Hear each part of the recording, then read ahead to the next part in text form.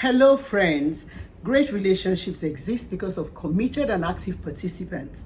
People who may not know what's best to do 100% of the time, but are willing to always give it their best shot and listen to godly advice when they need to. Nobody knows everything about anything, and even sincere experts will admit that they have to be open to learning more about whatever minuscule subject they are versatile in, because God in His wisdom must make sure that light and understanding is revealed on an ongoing basis.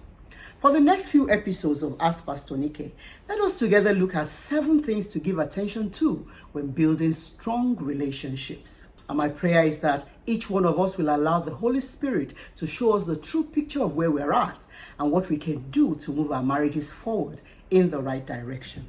Now, this is Nike Ayola, and for episode 81, let's talk about the givers, the takers, and the receivers. In 2 Corinthians chapter 12, Apostle Paul, while encouraging and rebuking the Corinthian church, told them in verses 14, 15, and a part of verse 19, "Now I'm coming to you for the 3rd time, and I will not be a burden to you. I don't want what you have. I want you. I will gladly spend myself and all I have for you." Everything we do, dear friends, is to strengthen you. As humans, we are smart enough to realize that all relationships should essentially be based on give and take, and not on one person doing only one of the two. We even talk about ratios of what is acceptable: 70-30, 60-40, 50-50, and so on. Of course, to our human understanding, the 50-50 ratio appears to be the most equitable, but achieving that balance is the most difficult thing. But please understand that this is as far as human standards go. God's standards are usually different, and wherever they coincide with ours, they are always higher. So when we come together, whether it's in Christian fellowship or in our relationships, what God expects is that we should be focused on what we're bringing, not on what we're looking to get. We should come to give, and in the process of doing that, what happens is that by God's design, we also receive. Now, if we extrapolate that into the marriage covenant relationship, it becomes clear that many foundations are flawed because people come into marriage with needs. We come thinking that we are entitled to something. Many don't come to give. No, they come to take. I bet you know 1 or 2 people who went into their marriage looking for someone to cook their food, clean the house, bear children, listen to them, solve their problems, or supply the finances that they need. And sometimes, to just generally fix them and do all the unpleasant tasks that they are trying to avoid.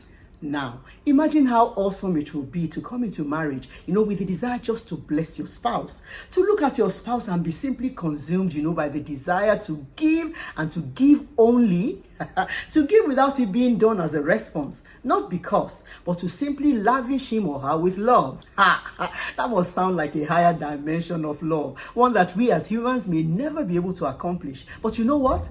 We are made in God's image, and we are partakers of His divine nature. So yes, we can. If we each take responsibility for our personal grooming, our character cultivation, and our spiritual walk and growth, we can come into marriage with a whole lot to give and a commitment to keep growing so that the change we need can begin with us. And coming to give also goes with that understanding. Stop insisting that your spouse needs to change. You will only succeed in creating subservient or rebellious. That change you seek should begin with you. And if we're already in the marriage, it's never too late to align with God. We can still believe God for a reorientation and a change of mindset, starting with ourselves, and then begin to give to our spouse as a responsibility and not as a response. Let me tie this subject of giving and taking to the issue of intimacy. How many of us as spouses come to the marriage bed with the understanding that you should come to give and not simply take? How many spouses, especially the husbands, understand that your satisfaction shouldn't be your primary goal? That your wife deserves satisfaction and orgasm too, and that is a debt that you owe her? 1 Corinthians chapter 7 and verse 3 from the Passion Translation says, "A husband has the responsibility of meeting the sexual needs of his wife, and likewise a wife to her husband." So next time you are thinking or talking about your spouse's disinterest or sometimes even total disdain for sexual intimacy, consider the fact that he or she feels that way because all you've done is to take without giving them anything to develop their own desire around. And honestly, let's all critically examine our marriages, every aspect of it. Are we constant takers, or do we always come with something to give? Now, so far, I've been talking about givers and takers. Now, let's add another category, the receivers. There are good givers, bad givers, and non-givers in many marriages. Yeah, there are spouses who don't give, those who constantly take without giving anything, and with no consciousness of needing to give anyone anything. A bad giver or taker can also be the spouse who gives very little, or maybe one thing and then expects or demands everything else in return. But while we focus on giving and taking, we all often ignore those spouses who are bad or non-receivers. Yes, there are sometimes good givers who at the same time are poor receivers. And I'm meeting people like that more and more, actually. Not just meeting them, but becoming more and more aware of such people all around me. And maybe because I'm seeing such traits in myself as well. A bad or non-receiver never freely takes what is being offered because they have trained their minds to have little or no expectation of their spouses. And this is in a bid not to be vulnerable or to be seen as needy or, guard against becoming disappointed. When you have to be pressed into receiving a love gift, a concession, or a consideration because you don't want to be indebted to your spouse or even someone else, you're also a bad receiver. We're told to guard our hearts diligently in the scriptures, I know. But you should have lost your heart to your spouse already, so it shouldn't be applicable to the one who is yourself. This is why the choice of a spouse is most critical. Oh my goodness, we can never emphasize this enough. Many of us love to give. We have been conditioned to give to others. Even when we are grumpy and unhappy about it, we do it all the same. But we don't want to receive because, we would rather be owed than be the ones indebted to others.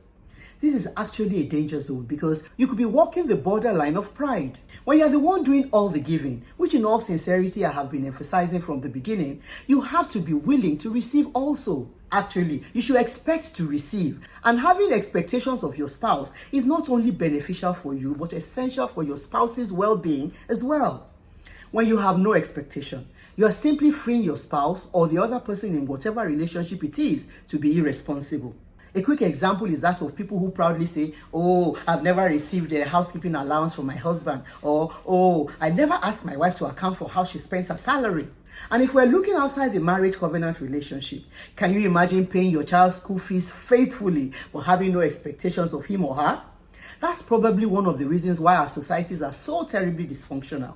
So let us love freely, give freely, but receive freely also. And please, it's not simply good to have expectations of one another. It's an essential component of every great relationship. See you all again next Friday.